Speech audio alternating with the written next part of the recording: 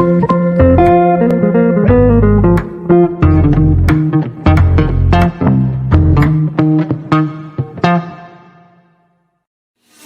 all that you stand for and that we stand for be preserved under the providence of God for the happiness of mankind. The trouble is caused by unthinking people who carelessly throw away ageless ideals as if they were old and outworn machinery.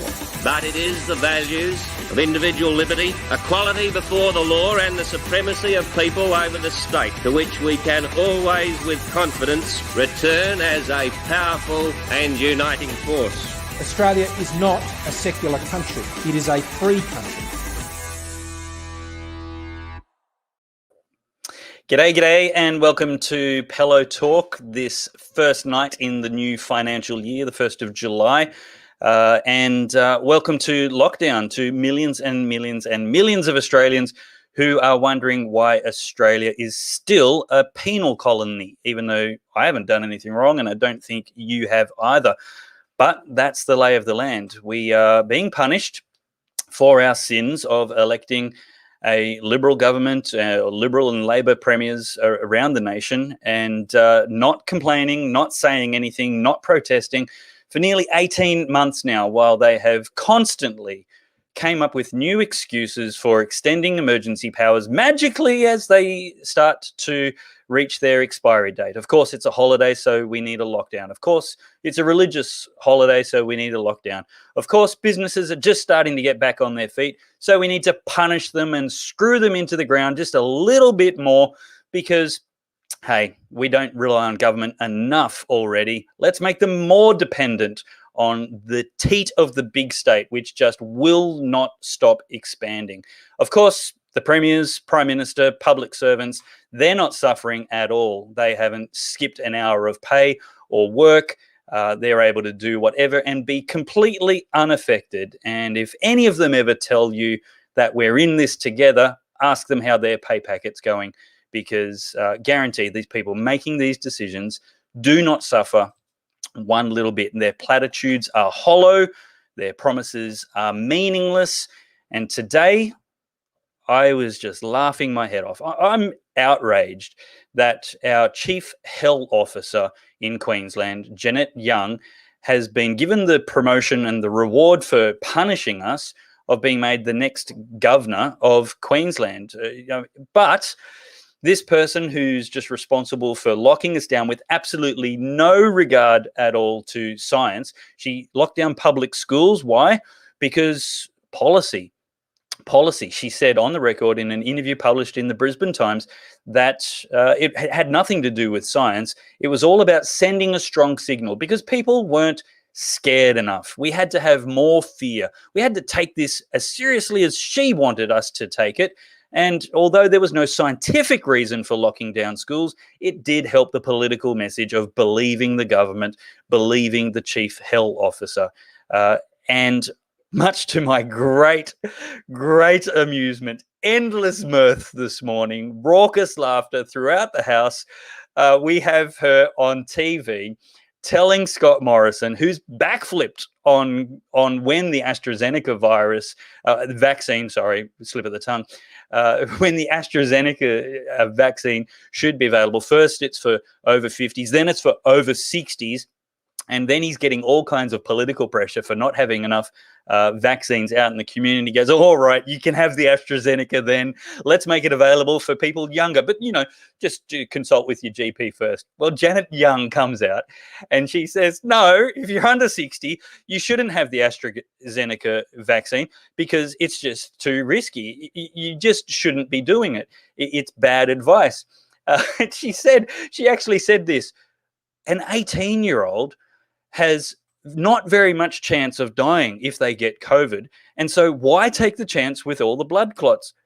And the rest of us who are a little bit hesitant about taking these experimental vaccines are like, I know, I don't mind getting COVID because we're going to do fine. I'm not over 60. I don't have comorbidities.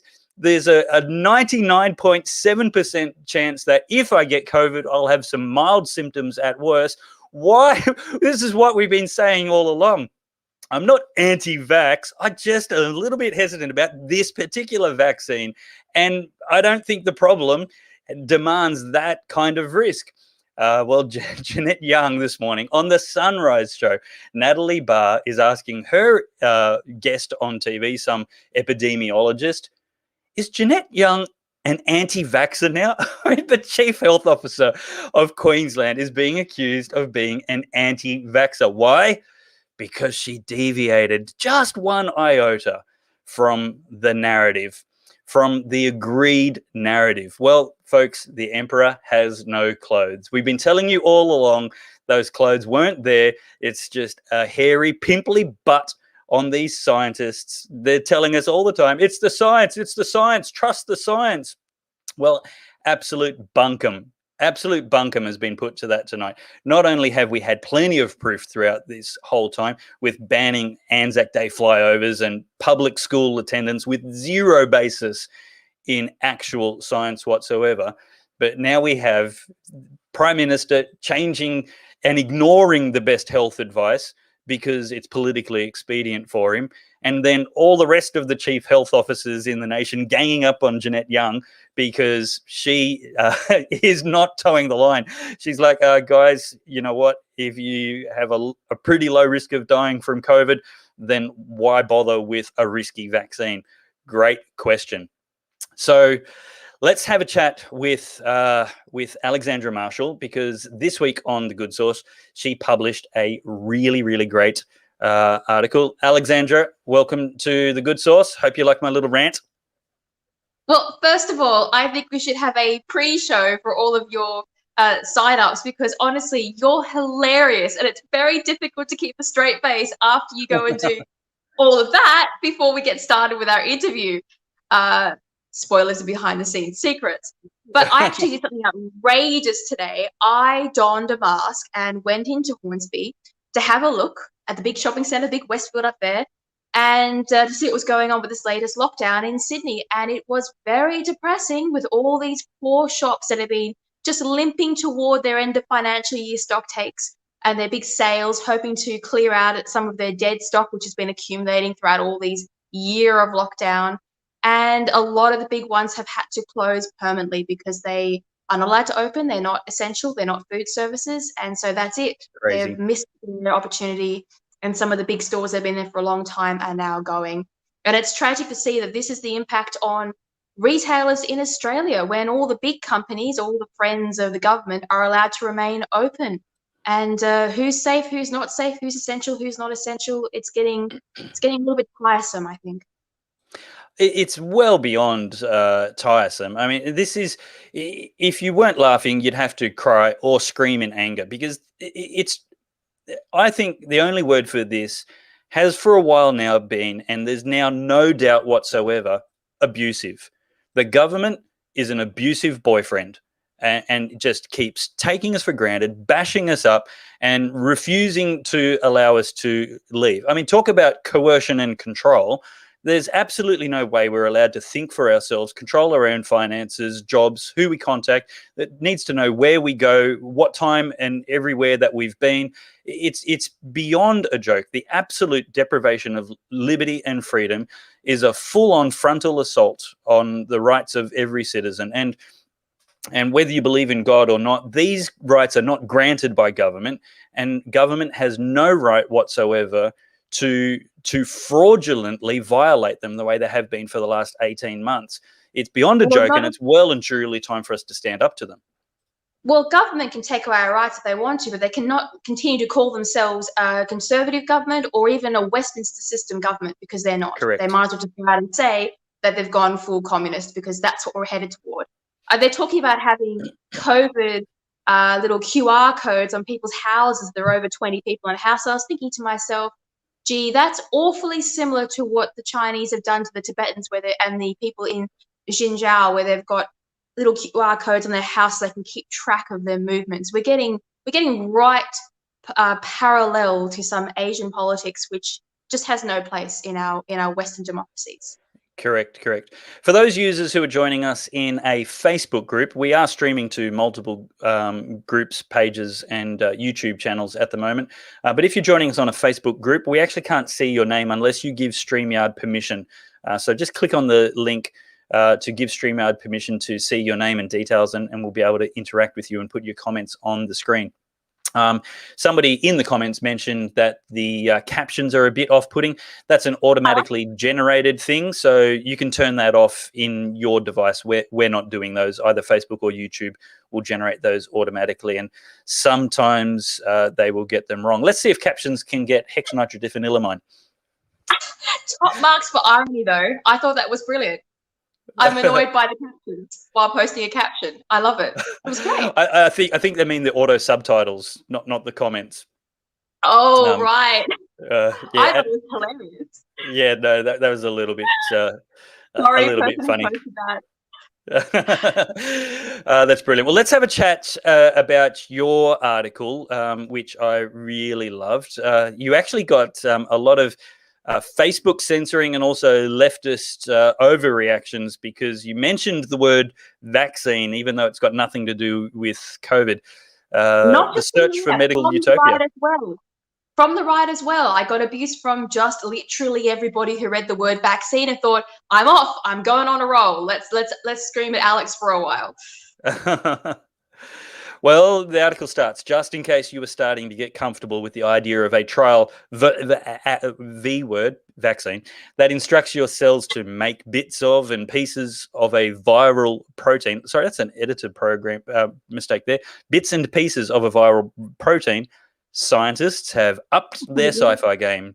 Dr. Ewan Ashley, a genetic scientist and professor at Stanford University, prestigious, is creating what he calls a superhero vaccine. Far from being a pipe dream, he believes it could be ready for testing as early as 2026. His goal is to use genetic information harvested from people who are determined to have advantageous traits and use these fragments to repair DNA within the research. I'll get you to explain this in just a bit, Alexandra, but I just want to put a little plug in here in case you didn't see. There is a podcast here. Most of the Good Source articles these days are being podcasted, and that means where possible, we get the actual author to read their article in their own voice, and then we edit that up, package it, and put it on the Good Source podcast channel. Make sure you subscribe to that. Make sure you give us a 5-star rating on Apple and Apple Podcasts, and share it with all your friends. Great way to digest news and opinions, and we've got half a dozen to a dozen new podcasts coming out every week. So that's really great to listen to while you mow the lawn or on the treadmill or on the bus or wherever you listen to podcasts. And of course, if you prefer to read it, then we've got it, the full article written on the website as well. Anyway, what is going on with this superhero vaccine, Alexandra? I think we should let our audience decide if we leave my edits in the podcast, if they can listen to me swearing my way through my inability to read things. It's highly amusing. Okay. You weren't too bad this week. I didn't have to cut out too many. Damn it! Take 40, right? It took a long time to get to that point. You were nice to me. with this vaccine article. So what's basically happened is that it's about 3 different things. The primary one is this guy who is leading a research project where he's basically cutting bits and pieces of DNA from people who've got great traits or strong traits. So he names like sports stars or just people who are generally fitter and healthier, and creating a DNA blueprint which he puts into a vaccine so that it rewrites parts of your damaged or less advantageous DNA. So it literally is a vaccine that rewrites part of your DNA, and he calls it the superhero vaccine. And of course, it's a little bit close to a eugenics program, if you ask me, because it's essentially saying that there are some types of genetic attributes that are optimal and others that are not.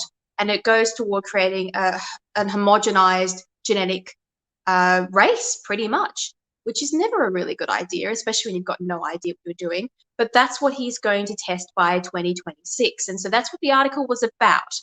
And then on the bottom of it, I point out a couple of other research studies. One was a Chinese scientist who is now in jail who brought 3 little girls to term after editing and cutting their genes in the embryo and then transferring them to two mothers who then had the children. And his work's been continued by a Russian. So it's now, and that was to edit like HIV weaknesses out so that someone would be immune to HIV. And then the other guys were the ones playing with dinosaur eggs, and they were turning chickens into partial dinosaurs, particularly raptors, which is always a bit of fun. And so you might enjoy that part of the article as an aside. But the problem was online, if you say the word vaccine, everyone assumes you're talking about the COVID vaccines and mRNA vaccines. And so I got rolled for spreading misinformation about how COVID vaccines can't edit your DNA. I'm like, I know, the article is literally about people playing with dinosaurs. It's not about COVID. And that was my week. And it was censored by Facebook because apparently it was misinformation about chickens or dinosaurs. I'm not quite sure. Censor it. Are you alive? Did they censor it in a particular way, such as taking it down or just putting a warning up and sending you to a COVID site? Yeah, they put the full warning up. So on Facebook, you've got the little thing underneath, which is, COVID Information Center. And if you try and reblog, it's like, careful, you must read these articles, the information go here. I'm like, did you fact check yourself, Facebook? Because it's not about you. The Facebook algorithm is gone crazy. But that's what I've noticed about COVID is the world, since COVID's come in place, science seems to have shrunk, where people are now looking at things as if only one realm of science exists. And if you talk about vaccines, well, you must be somehow sidelined talking about COVID. It's as if you can't talk about the wider realm of science out there anymore. And that's quite worrying. I'm absolutely convinced that science is female. It's a dead set certainty. There's no way science can be male because men are famous for common sense and women are famous for making up their own rules, changing the rules without notice, never telling you what the rules are. And if you start to suspect you've got a handle on the rules, then they will completely erase them, rewrite them from scratch, and be very mad at you for breaking the rules that they just made up without telling you, even though you didn't know what they were and you had no chance whatsoever. I think Dave, that's pretty much exactly the same as being married is hearing science says. You don't even know what the rules are that go into making the rules, okay? That's how far behind the rules men actually are, right? There's a whole other playing field of humanity that goes on, a social structure that men aren't even aware of, which is really rough. Matt's killing himself here. He's trying very hard not to laugh out loud. What I want to add, I just want to put this out there. We're talking about politicized science right now. This is not the actual study of science. I think they've gendered science. Science is a mad woman. This is politicized science, right? But the realm of science, most of it was helped along or added to by laymen, by people who would just had genuine interest and put a lot of effort in researching and who didn't belong to these big organizations. They weren't peer reviewed. And now you have to be an authority figure with a backing of a political party in order to contribute. And I think that's fundamentally ruined the discipline. Look, there's even more proof that science is a woman. If I try and explain something to you right now, as I am, there will be a lot of people that will be like, "Oh no, you did not. You just mansplained to her." It's exactly the same. Exactly the same. If you try and question the COVID science, it's like, "Are you an epidemiologist?" That's called gatekeeping. That's gatekeeping. That means that you can't question authoritative knowledge, even if it's wrong. And that is a dangerous thing, and it exists in many different fields. I'm just the wrong gender to ask questions, and You shouldn't be. The fact that you're hosting this show is an act of supremacy and oppression. White male privilege. It's exactly what it is.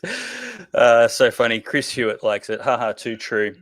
Well, look, somebody else who went off on a mad rant that made a lot of sense, and you are about to predict that they're a man, was Pat Mesiti. Pat Mesiti went off on a really great tangent. Now, Pat Mesiti, for those people who don't know, is a preacher from way back when, and a big part of Hillsong, a big part of a Pentecostal youth movement called Youth Alive. And back in the day when I was a youth leader, I've been to Youth Alive concerts and taken youth groups to Youth Alive events, and fantastic impact on a whole generation of adolescents, teenagers in the 80s and 90s.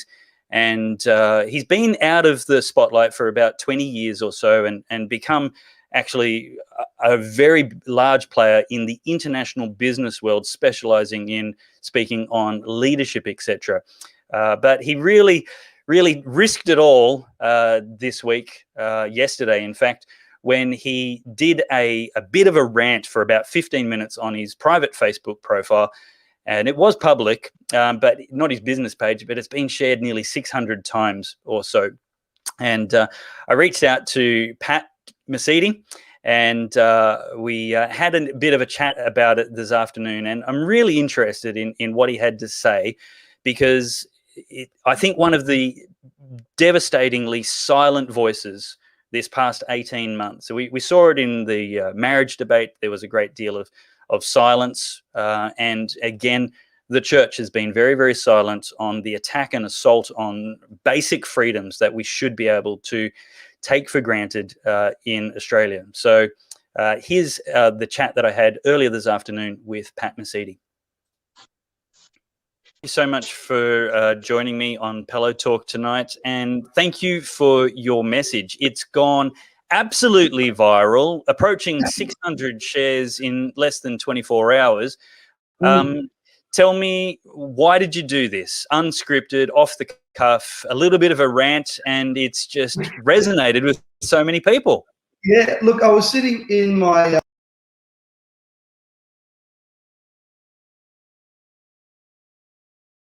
in my lounge room, and I was getting ready to go on a webinar, business webinar that I was doing to several hundred people, and I just felt prompted to get up. I'd had enough, and I was watching some of the dribble coming out of these unelected control freaks, and I went, that's it. So I just got up, I put the camera to my face, I said, I want to talk and I want to challenge, especially the Christian leaders in this country. Now, you know, I've had my share of challenges in my life, but I'll tell you one thing I will not do. I will not sit there and let this woke, leftist, socialism, globalist mentality take away our freedoms, firstly, as humans, secondly, as Christians. So anyway, and you can see I'm still pretty fired up about it, because the lies that are coming out are just unbelievable. They are contradicting each other. And you and I know that where there is confusion, that isn't God. We're talking about life and death. They go on about protecting us. It's garbage. We were doing very well until ScoMo went overseas. Came back, what happened? What happened? Our whole world was changed upside down. National Cabinet meeting. Now, from my understanding, 29th of June, the emergency, powers that they've got closed down. I've got a bill here from the Parliament of Queensland stating that they want to extend and change the powers. They want to, even in the case of COVID, if something happens, you know what? There's no election, nothing. It's shut down. This is a bill before Parliament. Are they kidding me? And this is not about our safety. Their science is so confusing. We're not getting told. Yeah. We're not getting told. They're saying like the new deviant Delta virus. Well, firstly, it's a weaker strain. Secondly, no one's dead. Thirdly, we've got one person in hospital. It spreads faster, but so what? Yep. Yeah, that's exactly right. Pat, when and where, understanding the burden and theological constraints that are on pastors, the differences doctrinally, the need to maintain the unity of a congregation and not wanting to split people on politics, etc. But when and where should pastors be condemning the government decisions? Either is it time yet, and is it past time? And what's your take on the right way for somebody, a shepherd who's really concerned about obviously honouring God first and honouring government second, and maintaining the unity of the congregation. What's the right balance here? Firstly, the first and foremost obligation is to the Word of God. If God called you to be a preacher, don't stoop to be a king. Back in the day, I think it was Mary Queen of Scots said she feared the prayers of John Knox more than an army of 1,000 men. We don't have that influence anymore. Wow. The Salvation Army, William Booth, called to account even the royal family back in the day. William Booth. He called them to account for what was happening in the abuse of children. We talk today about, being, advocates and so forth and so forth. Do you know what we're only advocates for? Woke culture. Woke culture. No one denounced BLM. Now, Black Lives Matter, believe you me. But where were the pastors supporting Jacinta Price? The only voice that had any reason. She was doing more for the black community than anybody else. We now have a woke Jesus. Jesus was a polarizing character. Let's look at Paul. Sure. Paul challenged people of the day. Look at Jeremiah. Look at the prophets. The first obligation is to the Word of God. Secondly, I see them misquote Romans so often about being subject to leaders and authorities. Well, if that was the case, the early church would have never got the message out. That's true. Sorry, they would never have got the message out. The Romans didn't care.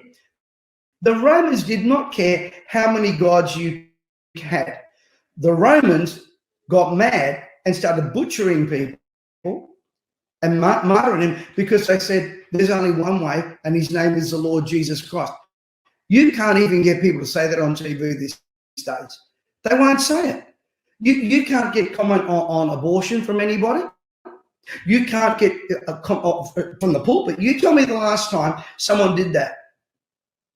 You'll hear a lot of pop psychology, and again, people say, we ought to be known for what we stand for, not what we stand against. Well, let me give you a test how the Bible is. The Bible speaks both. That's the Bible is a two-edged sword, not a one-edged sword. Now, as far as the congregation, Jesus is polarizing. I'm telling you, and the other day I was in church, and no one came to give their life to Christ, and I said, and they asked me, why do you think? I said, there's no conviction anymore. We have at Jesus, don't change, at Jesus. Now look, I've had my failures and by God's grace, I'm still here. And I love God and I love the church. And I'm not going to our pastors. I defend them to secular media every week. But the secular media is wondering why they're so quiet. Why are they so quiet? Yep. Is it we're scared of losing our fringe benefits tax? I mean, please somebody explain to me why we can't be preachers of what the Bible says. Now, if people in your church get mad,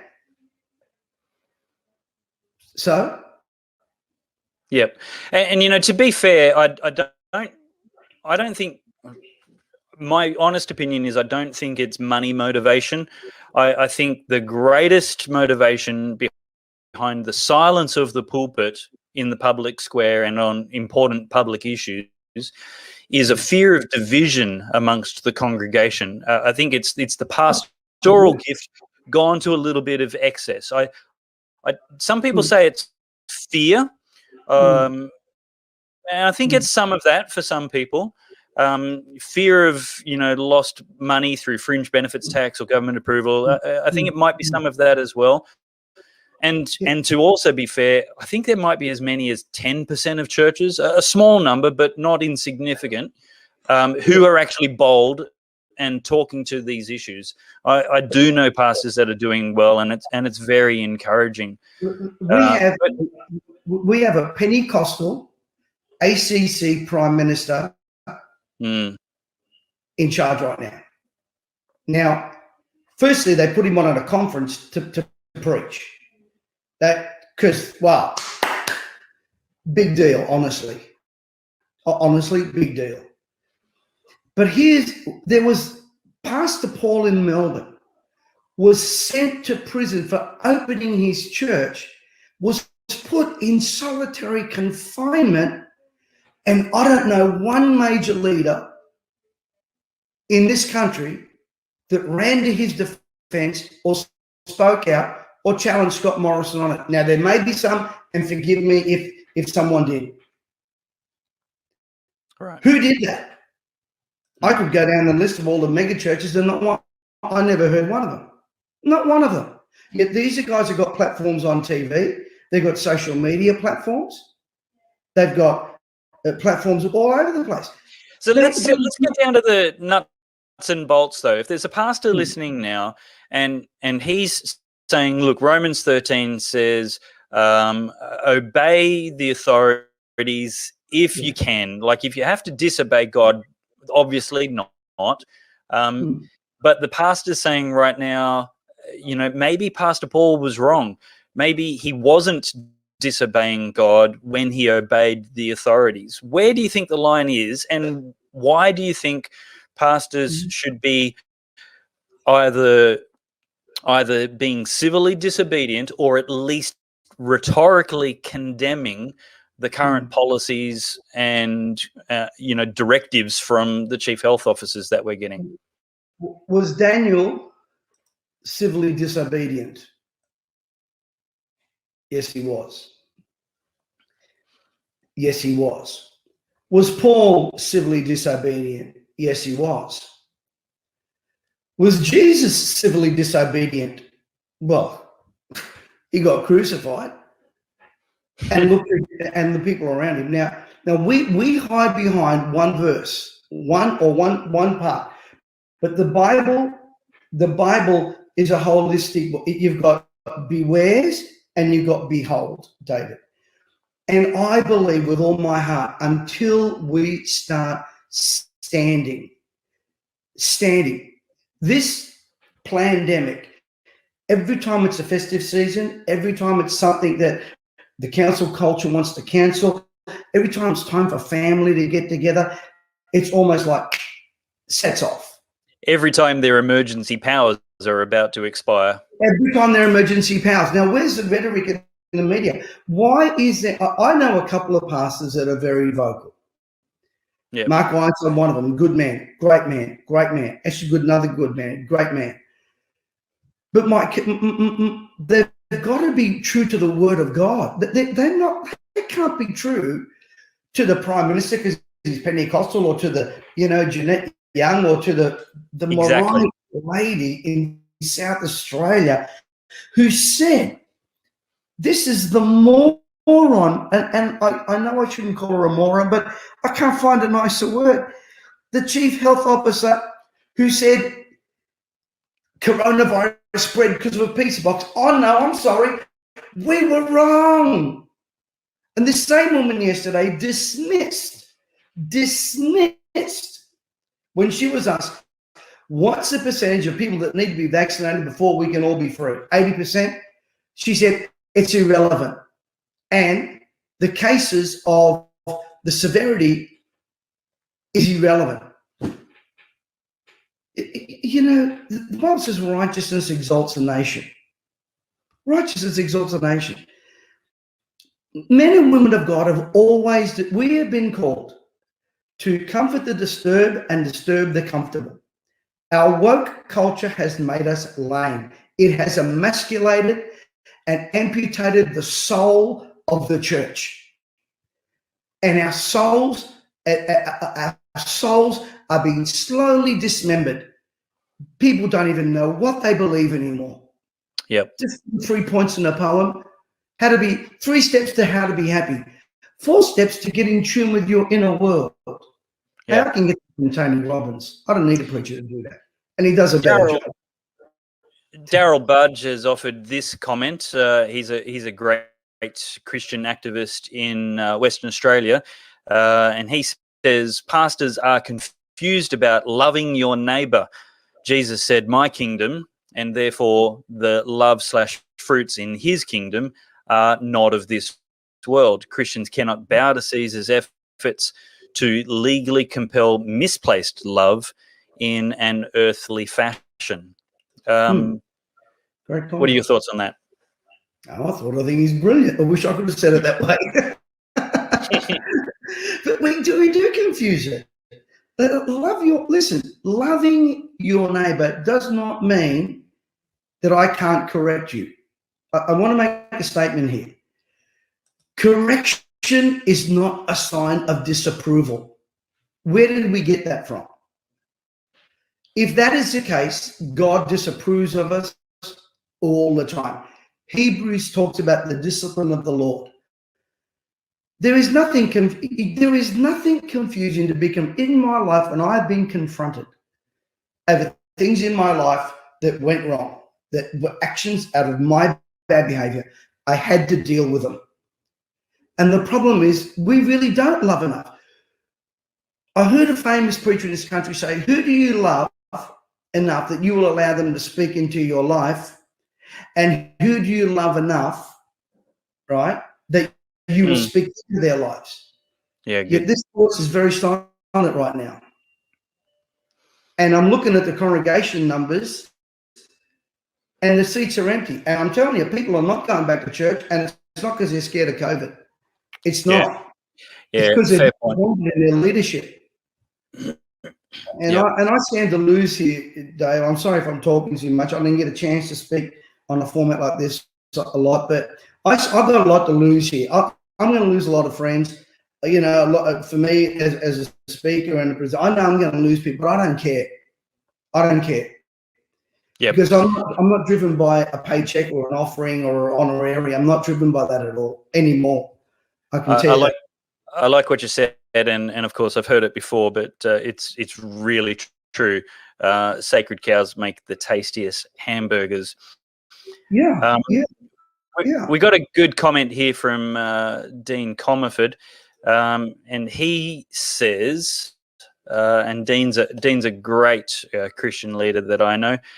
In a democratic society, protest is an allowed practice. Therefore, it must be possible to corporately protest lockdowns, etc., without breaking Romans 13, etc. Time for protest, Dean says. Correct. You know, the other day I pulled out a photo of a Jesus march I had back in 1985, and if anyone knows Sydney, the entire street of George Street from Town Hall down to the Central was jam-packed with people, and we were singing and celebrating Jesus. Let me tell you, right now in the United States, there's a movement happening called Let Us Worship. And guess what's happening? Revival is happening. People are coming to Christ. Churches, you know, my friend Rodney Howard-Brown was ridiculed because he left his church open and was arrested. Now the guy arrested him, he goes to his church. And he was properly following the laws, by the way. I saw his case. He didn't have Queensland health directives or Victoriastan health directives. He had a different jurisdiction, and there were so many holes in their legislation, it looked like Swiss cheese. So he was not breaking Romans 13. No, but here's, Dave, I'm going to make this statement, and people might shoot me down for this one. We get so hell-bent on obeying one rule in the Bible, and we're breaking 20 at the same time. And see, that's you actually said that really well. Hell-bent. Maybe a Freudian slip, but we actually can get unbalanced with one verse instead of considering the whole counsel of God. And I've been saying recently, and I think it's just got so much profound truth in it that it's useful and not just excitable, and that is, safetyism is idolatry. When we are obsessed with safety above the things that God has ordained, like freedom and church, when we're prepared to sacrifice all for safety and demand that the government provide our safety, we are putting way too much in front of God, and that's idolatry. Let me give everyone a command from God that is mentioned 365 times. You ready for it? Fear not. Yet every day we've got believers running around in fear of a disease that's got a 99.7% overcoming rate. We're running around in fear of lockdown, not knowing what some unqualified and unelected official is going to tell us. We're running around in fear that we're going to lose our freedom. We're running around in fear. We don't know whether we can see our kids, not see our kids. Right. And here's the thing. Why aren't they telling us how many people are dying from this vaccine? Let me tell, this is my belief, why this vaccine rollout isn't working. Let me tell Scott Morrison and everyone else why it's not working. I'll tell you why. People see through the BS. They don't believe you. People are not trusting. They are not trusting government right now. I'm really looking forward to getting you in the studio. We'll do a proper interview. Want to pick your brain a bit about tell people your story for those people who don't know of you. Some people who've come from New Zealand or might not have been born and a teenager around your time. I was been to a few Youth Live concerts with Tina Arena and James Morrison headlining and good times. And I certainly thank you for the legacy and impact you've put in this nation. And I'm glad you've bounced back and found a life after ministry. Thank you. Well, I still, I still love preaching the word of God. I do a Sunday morning service every Sunday online called Reborn. It's on our Facebook and we live stream it. And I just do what I can do for the gospel. And if anybody wants to go there, www.mesiti.com/reborn. This Sunday, I'm going to be speaking on the way out of this mess. The way out of this mess. Okay. And it's and of course there is a way. He's always been the way. If people are in church when that's on, can they watch it on delay streamed up? There's a replay. Yeah, there's a replay on my Facebook, and I just want to encourage people. I'm sorry if I get him up. Look to Jesus. Yep. He will never disappoint you. And maybe if you went to church once and you've gone away from the Lord and Jesus never hurt you. Jesus never did you any wrong. And you know what? We can point finger at the church of and look, we're all of clay feet. But Jesus has always remained the same. He's never let you down. He will. Nothing you do can make him love you less, and nothing you will ever do will make him love you more. Thank you for having me, David. It's been a real blessing, and I trust we can add some value to people. Well, thank you very much to Pat Mesiti for generations, certain decades, I should say, of input into Australia. And look, a little plug for the Good Source supporters. The Good Source supporters and Pellowe Talk partners from way back are people who are putting their hands in their pocket every month, every week, just a little bit, $5, $10, $20. To keep these kind of shows coming to you. Now, there's a really long interview with Pat Mesiti. It took about 55 minutes this afternoon, and I brutally chopped it down. I was trying to get it down to 15 minutes, but he was just saying so much gold nuggets that I wanted to share with you tonight. I extended the cutout to 20 minutes, but there's another half hour of really good conversation that the Good Source supporters have access to. They have access to behind-the-scenes recordings in a private Facebook group. If you're a Good Source supporter and you haven't got access to that yet, let me know. Send me an email and we'll sort that out. And for everybody else who'd like access to that and a lot of past conversations where you get a lot more of the good stuff, then please, or even if you just want to help us produce more of the Good Source, then please head to goodsource.news and become a supporter there for a small amount. There are no paywalls. All of this content is free, Facebook, YouTube, and then it'll be posted on the website as well. And we want you to share it and as many people as possible to enjoy it. And we just appreciate those people who can doing what they can to keep this coming. This isn't the taxpayer-funded ABC. You get to choose if you want more of this and to subsidize it with your own free will, which is the way a society operates. Now, one of the other things that I would like to see defunded is the Labor Party.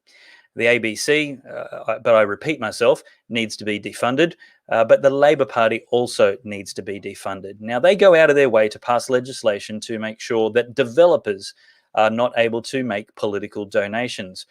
But guess who the Labor Party has no interest in curbing political donations from?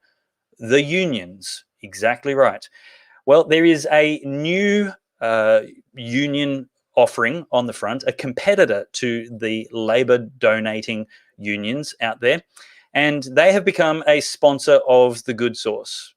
Now, ordinarily, when you join the Queensland Teachers Professional Association, or the Nurses Professional Association of Queensland, or the Teachers Professional Association of Queensland, or the Professional Drivers Association of Australia, you're ordinarily going to save hundreds of dollars each and every year.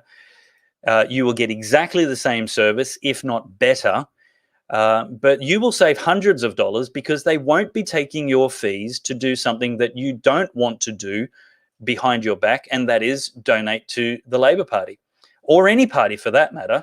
They're just going to be using your fees to do what you need them to do, and that's represent you in your industry. In fact, unlike the unions, they're not going to get a union official in to negotiate on your behalf at the first time you need them. The first interaction you're going to get is with somebody from the union on your behalf when you need help and representation is an employment lawyer, the big guns, high caliber stuff. Now, they're doing all of this, saving you hundreds of dollars every year on your union fees, simply because they're not donating to the Labor Party. So if you want to help defund the Labor Party, and if you want to help a Good Source sponsor, then can I get you to head to, where's the banner for that? redunion.com.au. Head to redunion.com.au and you'll be able to join up to the Nurses Professional Association of Queensland. And bear in mind, this association has members right across Australia. You don't need to be a Queenslander, a nurse in Queensland, to benefit from this union representation. They have a very, very big union, very great representation going on. And not only will you save hundreds of dollars a year on your union fees, which include donations to the Labor Party, you'll also get a $25 discount on your first month's fees when you put the coupon code in at your point of sign up, the Good Source. That's Good Source. One word, doesn't matter what case you use, Good Source. So to save hundreds of dollars every year on your union fees and to save $25 on your first month, then head to redunion.com.au and use the coupon code Good Source to make sure they know we sent you, and so that you can get that $25 off your first month.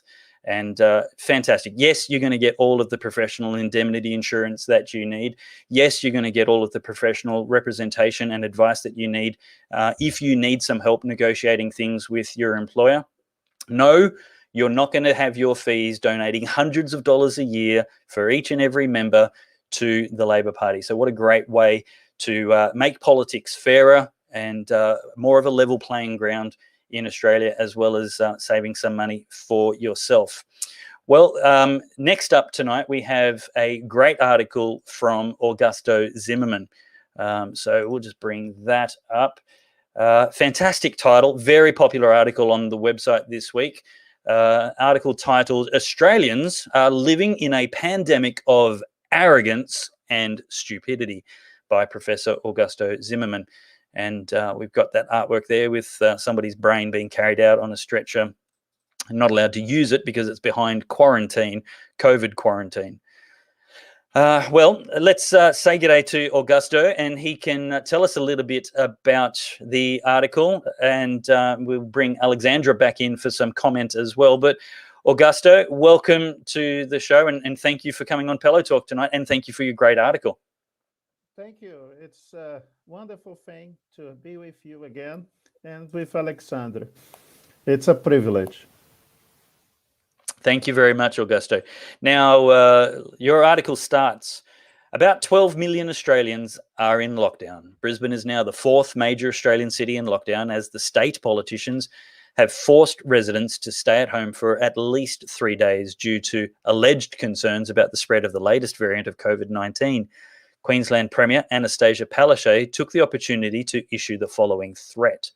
This is going to be part of the Australian way of life until everyone is vaccinated. And there we see again, we have the wonderfully Brazilian dulcet tones of Augusto narrating his article on the Good Source podcast, which I again recommend everybody to tune in to enjoy.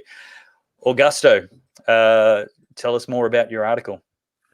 Well, I think the first thing I have to say is that this article was written in a state of fury and a little bit of depression as well, a combination of both. But certainly the main target here was the Premier of Western Australia, because I am now a victim of his lockdown. I'm under arrest thanks to his idiotic idea of imposing a lockdown because of only 3 cases. I mean, this man has never run a business in his life. And that's why he can do these things without measuring the consequences properly of those who are really in the marketplace, giving jobs to people and opening their own business on a daily basis. These people are suffering a lot. We are going to see the effect of these measures on people who run restaurants and coffee shops. Many of them are now closing, and I believe that they will be never open again. So it's a very dramatic thing. We have to also measure the consequences of those who are going to perish as a result of these measures. They will probably, some of them, end up doing silly things and even committing suicide out of desperation. It's utterly irresponsible. It is utterly unconstitutional what these little dictators are doing, both in Western Australia and other states and jurisdictions in Australia, including Queensland, as you know. Alexandra. Oh, sorry, Alexandra, start again. We had you mic'd. My apologies. Muted. How uncool. We had you mic'd. You were right. Muted was the right word. We didn't have you mic'd. I was looking at some of the laws that have been sitting in Australia for a while that have allowed our various premiers to enact this COVID tyranny over us. And I was wondering if Augusto had a comment about how we've allowed these draconian laws to exist in our system for so long without anybody paying much attention to them, or at least trying to stop or question the creation of the laws which have an overreach of power associated with them and are perhaps too dangerous to be allowed in the system without proper constraint. You know, how do we get here where they actually exist? Well, I think we have 2 reasons for this. One is the collusion between the judicial elite and politicians. The High Court has made a decision not such a long time ago that the borders must be controlled by the states. The decision was on the Clive Palmer case, and it was a very disappointing one, where the High Court managed to say that the word absolute is no longer absolute, and it's relative. So the borders, the founding fathers were very clear in Section 92, must be absolutely free. And the High Court decided to say, made a very strange decision, saying in a very postmodern fashion, of course, that the word absolute doesn't mean anything absolute at all. It's relative. and so the borders were closed. And this is utterly irresponsible, but the argument could be just that we are facing a so-called emergency, and so the provision would not be applied. But to say that the word absolute doesn't mean that it is absolute. It's completely madness. It's crazy. So we shouldn't trust the judicial elite to solve our problems. Some people say that if you go to the High Court, our problems will be solved. Well, the High Court has even decided quite recently that foreigners who claim to be Aborigines can stay in the country even when they commit terrible crimes of rape or things of this nature. Provided that they feel identified with the Aborigines, they can claim to stay in the country because they have accepted this new identity for themselves. This is total madness, and I'm really, really concerned when people think that the judges will save us, because they come from the same elite, they attend the same clubs, and they are actually, in my opinion, in collusion with the political elite. It's the illiberal ruling groups that are running the show. Unfortunately, they do not have the belief in classical liberal values anymore, and the population has been brainwashed to lose their sense of dignity, and they feel that the role of government is to provide them utter protection from this so-called deadly virus. So it's a combination of factors, and I'm really fearing for the future of this nation. I think we are taking a very dangerous path. Perhaps it's a good time to renew my second passport just in case of emergency. But I'm starting to really get worried about what's happening in this country. It's really scary.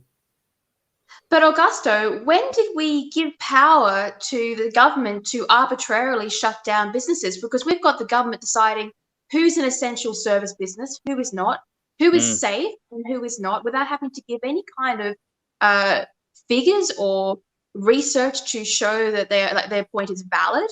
We're allowing bureaucrats to destroy what should be a protected civilian interest. And that, I don't see how emergency laws have ever been able to stretch that far, because even in war times, they did not have the power to do that.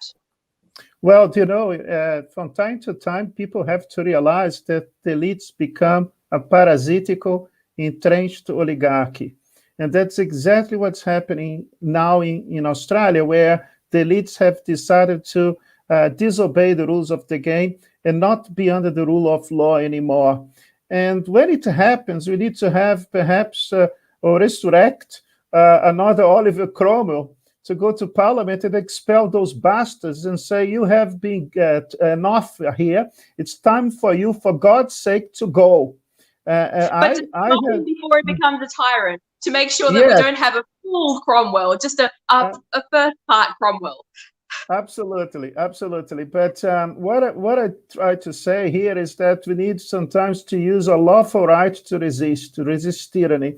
What these people are doing, consciously doing, is to destroy the rule of law, and in the process to undermine our fundamental rights and freedoms. An Irish politician from the 19th century stated that vigilance is the price of freedom.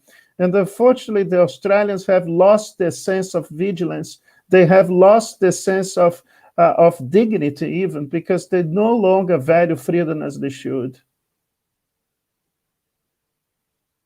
Oh, well, even today you hear so many people who are just giving up because it's easier. They say they're complying, not because they agree with compliance, because it means, oh, well, I can go travel, or, well, I can go into a shop. So they're complying out of almost, they've given up hope that they can resist this action. And that's depressing to see. Don't you think that too, Dave? It's a combination. Just to say something really quick, it's a combination of two factors. Is what you're saying, that people are losing their sense of hope. They feel betrayed by the politicians. So it's time for them to start thinking about alternatives. And the second thing is those who are blind to government, because one of the consequences of the loss of Christian faith in this country is that people are now putting their faith in government. I would call this a sort of idolatry of the state. People in this country are starting to worship government. and putting all the trust and hope in government. That is a recipe for disaster, I must say. Yeah, absolutely. There's an article, a quote from an article I want to read from Bill Muhlenberg, I think it is. Dylan just said, "Good times produce weak men." And there's a fuller quote of that I want to read if I can find it. Here we go. Found it. Lord Macaulay, an English writer and historian in the 19th century, put it this way: "From bondage to spiritual faith, from faith to great courage, from courage to liberty, from liberty to abundance, from abundance to complacency, from complacency to selfishness, and from selfishness to apathy, from apathy to dependency." And this is where we are. Hopefully it's the end of the curve, and hopefully we don't even have to finish it. But from dependency back again into bondage. Well, I think we should ask ourselves this: what would happen if everybody just decided not to check into stores, not to wear their masks? What would government do? They can't lock everybody up. They certainly can't fine everybody. Their hold of power is only through our compliance, and that's it. Yeah, 100%. I was going to say that before, that these laws are a fraud. And there's many laws that are a fraud, things that are legalized that shouldn't be legalized, that are violations of objective morality. For example, when the Supreme Court of the United States ruled that a slave couldn't be set free because property rights were protected in the Constitution. What a terrible reading of the law. And the only thing that gives such frauds any kind of currency and validity is the cooperation of people. We have to stop cooperating with bad laws that are perversions of true justice and liberty. And you're absolutely right. I'm zero compliant. There is plenty of really good, valid exemptions for not wearing a mask, as we said at the beginning of the show. Even as much as anxiety. Well, fantastic. I think masks are anxiety-causing, devices. So the minute you're asked to wear one, you've got anxiety, and you don't have to wear one according to the law. We shouldn't have to do that. We shouldn't have to work in red tape. We should just be able to say, you know what? You're right. No, I'm not going to play the game of compliance. It's just a no. I don't want to have to lie my way to walking around a rule, because they'll just close the loopholes if we do that. It should just be, I don't agree. I think your rule is wrong and immoral, and you've given me no justification for it. You know what? I want to bring up this this post from Martin Isles. I'll see if I can find it quickly. But Alex Hardman had that comment, which made me think of it. And of course, everyone knows Martin Isles is one of the clearest thinkers. While you're doing that, I call it it's like the body corporate politics, where you get those little body corporates where they love to obsess about, if your bin's the right way around, if your house is painted the right color, because they've got nothing better to do.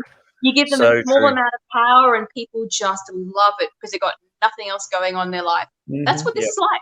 I can enforce my power on you because I've been given authority by the state to harass you. And it's like the busybody nation.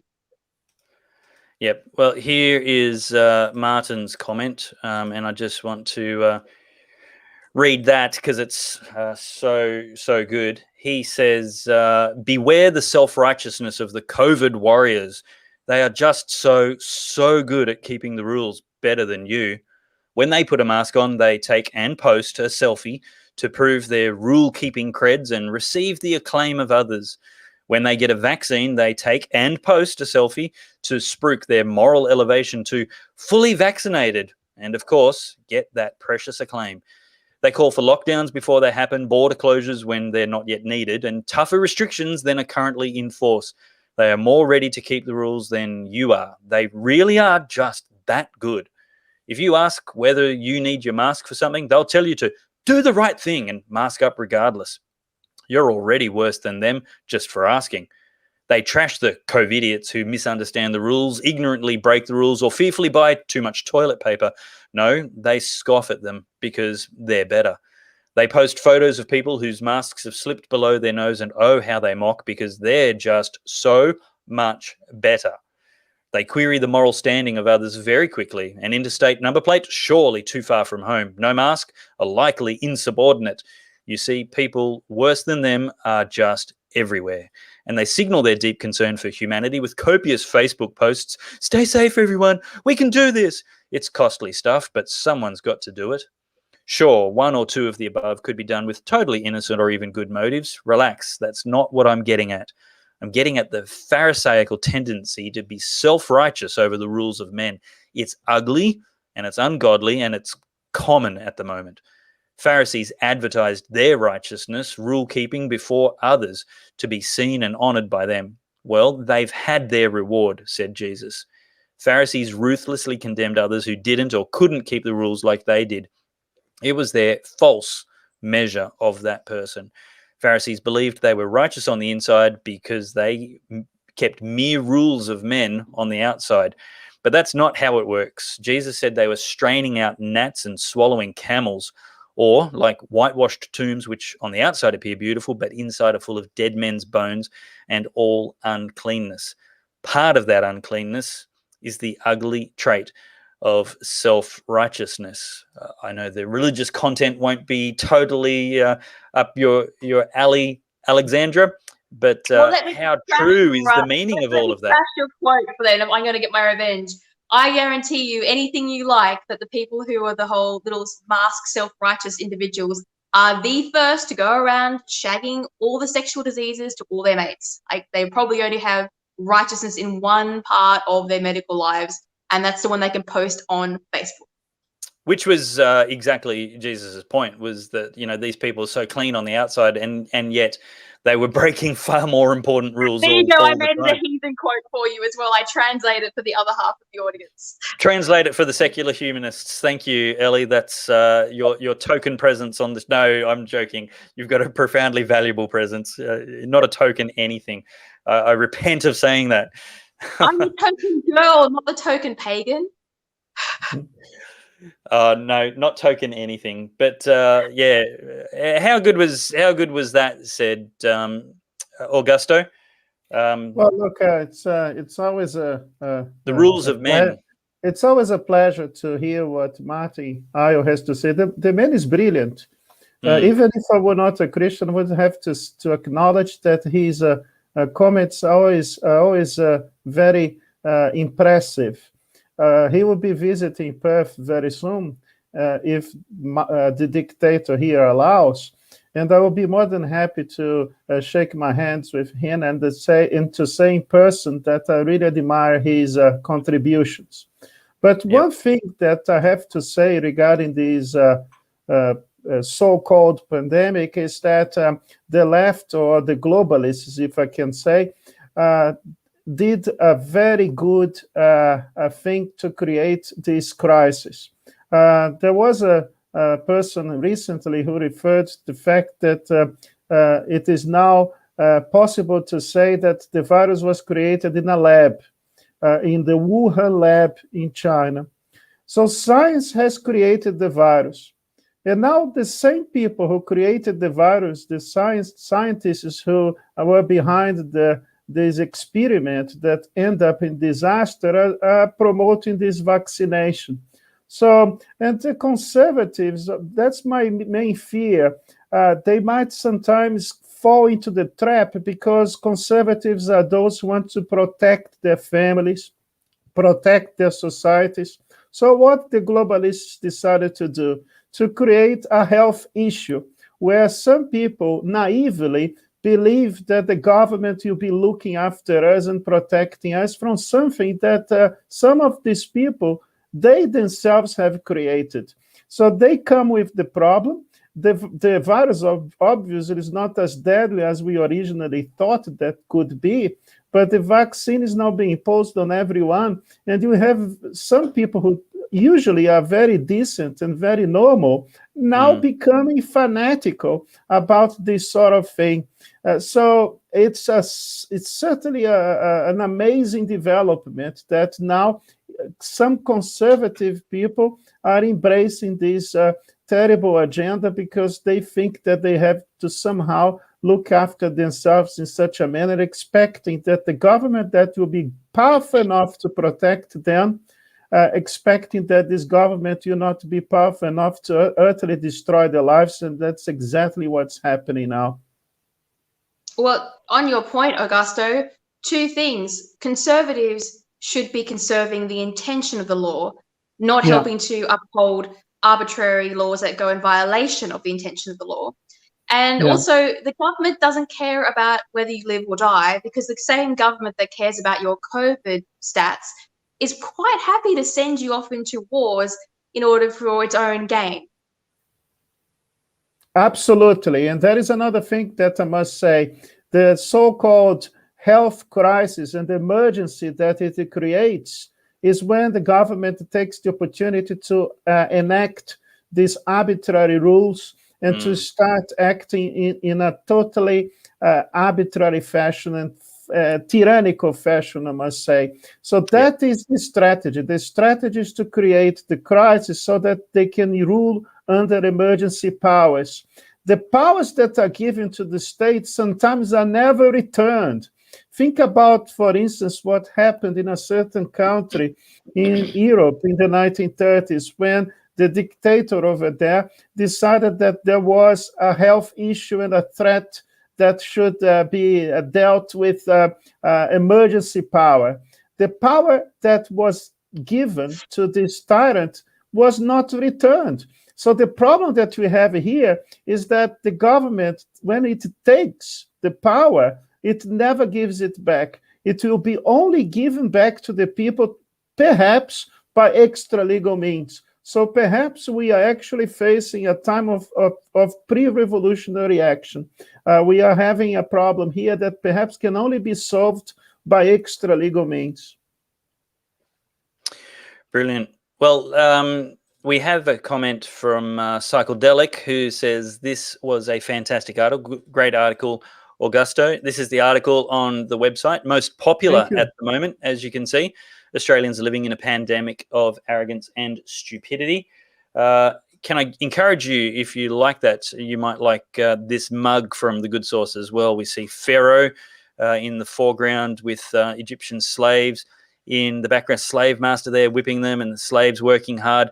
And they're celebrating the way the government in Australia wants us to at the moment. At least we have freedom online. We can have our church services online. Yeehaw. Isn't that fantastic? Also want you to have a look on the website for the links to Augusto's book, Fundamental Rights in the Age of COVID-19. Click on the link there. That'll take you to Amazon where you can buy it. That's edited by two of the finest legal academic minds in Australia, Augusto Zimmermann and Joshua Forrester. You'll be able to see the list of chapters in there, but looks like a whole lot of really great reading on the diverse stable of topics that are being asked and discussed at the moment, because we're being conned and it's about time we got informed. So thank you for your article and thank you for that book, Augusto. Well, thank you. This is not only my book, it's the book of many leading academics in the field. Professor David Flint has contributed an excellent article. Dr. Rocco Loiacano doing a great job publishing in The Spectator and others about what's taking place. There is a good friend of mine in Queensland who also wrote an excellent article, my great friend, James Allen, Garrick Professor of Law at the University of Queensland, a great man. So all these people are very prominent personalities in the legal and policy areas, and they are all very bold and courageous to express their opinions about these issues and to try to awake this population and to let them know that they are not alone anymore. We are going to be fighting with them, and we are going to do everything we can to restore the rights and freedoms that the ruling groups, the entrenched parasitical oligarchies in this country have stolen from them. It's time to fight for freedom again, and we have to honor our forefathers. From time to time, we have to resist tyranny. That's the time. Absolutely. It's time to stop cooperating and thereby validating these perversions called public health directives. Yes, I believe... Say again, Alexandra? If you want to see something really scary, have a look at my article, Digital Darkness, I just put out in The Spectator about what's coming next, the next thing after COVID, which is the digital apocalypse. And if you think this is bad, you should see what they've got planned. Alexandra, I just feel really sorry that I couldn't have your contribution in this book, but I will contact you later because we have another book on the way on the woke movement. And perhaps you could be one of our contributors, because I must say that I love your work and everything you write. That's very kind of you. I would love to. We'll be in touch. The other thing I want to mention, people, tonight is if you like Alexandra's work and you like Augusto's work, head to The Good Source. Not only should you support The Good Source regularly each month, but at the bottom of their articles, there's an opportunity to shout them a coffee and say, hey, get back to the desk. Here's your coffee. Start writing. Next piece of work, please. Chocolate. So those links are available, and the full amount of those, Good Source doesn't take a commission. I mean, we appreciate the support that we get for the overall platform, but when you donate specifically to one of these authors, they get all of the money that we receive. 100% of it is passed on. So thank you very much for those people who do take those opportunities to shout our authors a coffee personally. Well, we're pretty much... I know you're going to wrap up soon, but there's one COVID rule I think we can all agree should exist, and that is when we're all locked in our apartment buildings, no one should be allowed to bake things like apple cinnamon tarts that smell really great if they don't share it with the other people in the apartment building. I think that's a fair rule. Yeah, that seems fair. I don't know why that isn't already in the public health directives. No baking, really well-scented baking if you're within 100 meters of another resident. I mean, it's just science. Exactly. It's just correct. It's morally sound. Oak says, in the case of an emergency, it would take the government about an hour to shut down the internet in Australia. Researched this in 2012. Excellent. That's well, the big cable that goes to Brisbane from New South Wales, the data cable, actually goes through my front paddock. So I could easily take out all of Brisbane if I felt so inclined. You and the backhoe. That's a very, very scary thought. Look, another shout out. Now you're worried. Another shout out to our sponsors for tonight, and that is Red Union Hub. Head to redunion.com.au.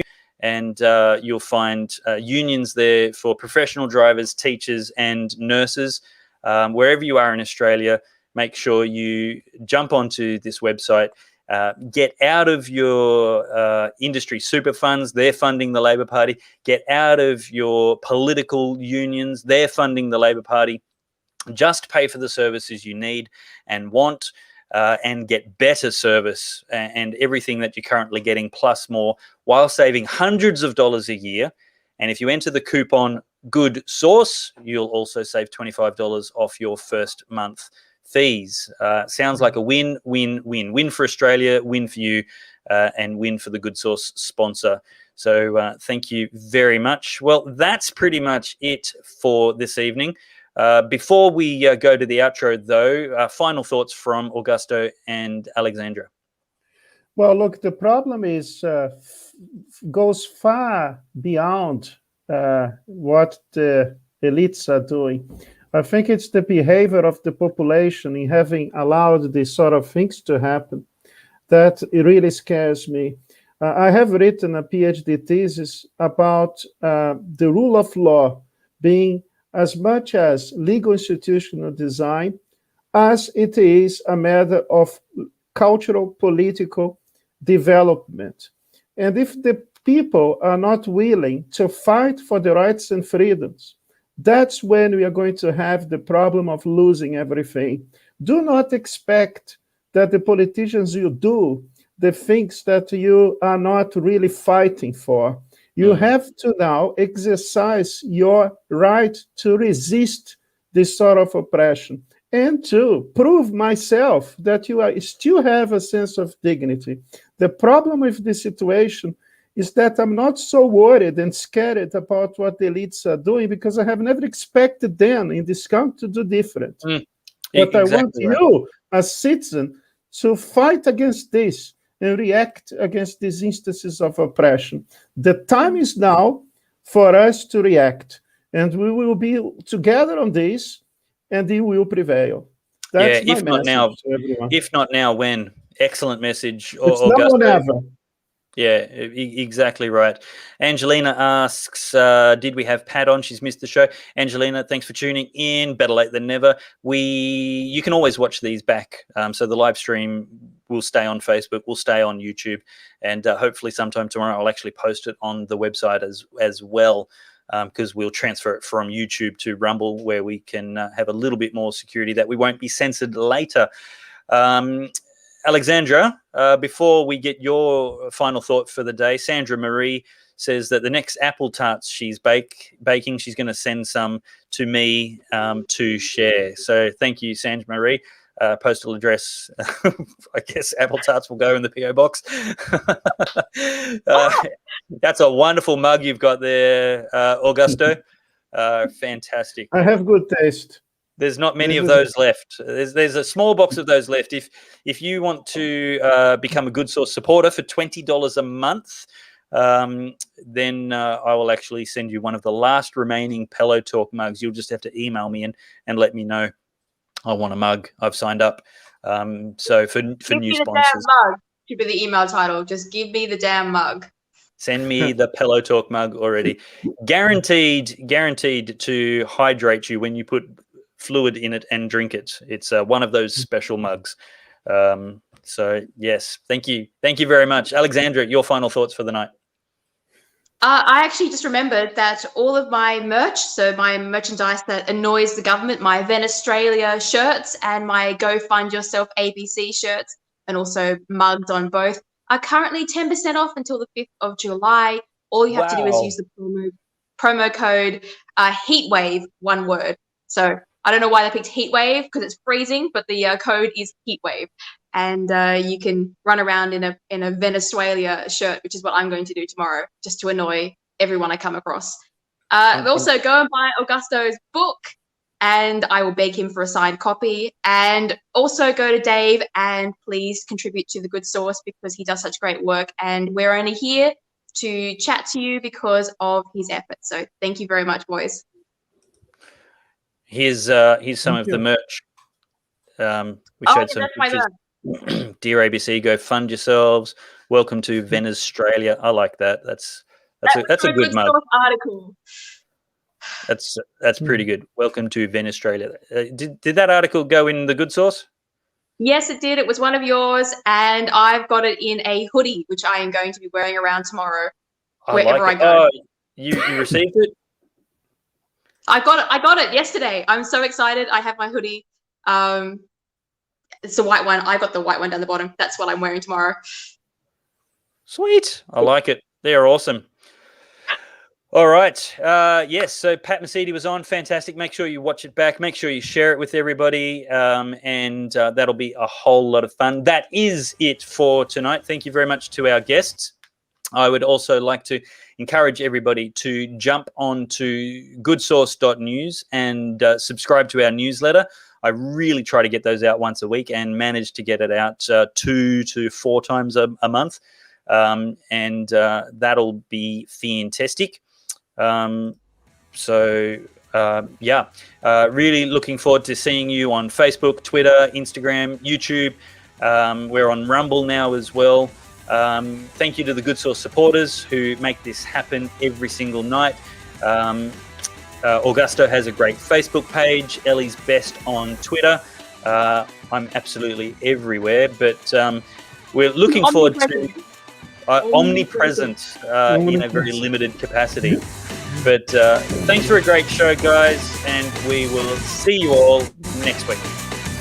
Today, we need a special kind of courage. Not the kind needed in battle, but a kind which makes us stand up for everything that we know is right, everything that is true and honest. We need the kind of courage that can withstand the subtle corruption of the cynics, so that we can show the world that we are not afraid of the future.